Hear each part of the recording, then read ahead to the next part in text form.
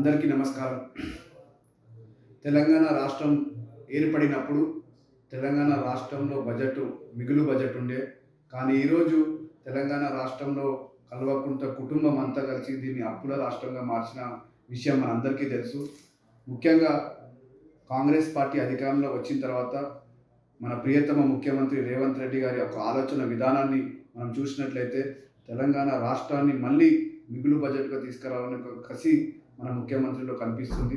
ఇటీవల మన ప్రియతమ ముఖ్యమంత్రి గారు దావోస్ పర్యటన వెళ్ళినప్పుడు అక్కడ దాదాపు 1,78,950 కోట్ల పెట్టుబడులు మన రాష్ట్రానికి తీసుకురావడం జరిగింది.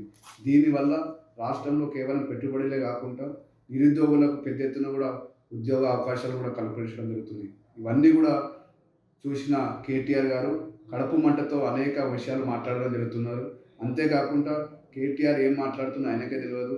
నేను ఒకే ఒక విషయం చెప్తున్నా, ఈ యొక్క కడుపు మంట, నువ్వు పడుతున్న కడుపు మంట వెంటనే చల్లార్చాలని కూడా మా తరఫున నీకు ఒక ఈనో మీ ఇంటికి పంపించడం జరుగుతుంది. ఈ యొక్క ఈనో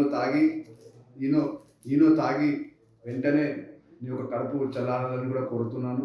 ఈ పిచ్చి పిచ్చి మాటలు మాట్లాడి ఈ టైం వేస్ట్ చేసుకోకని కూడా విజ్ఞప్తి చేస్తున్నాను. Thank you.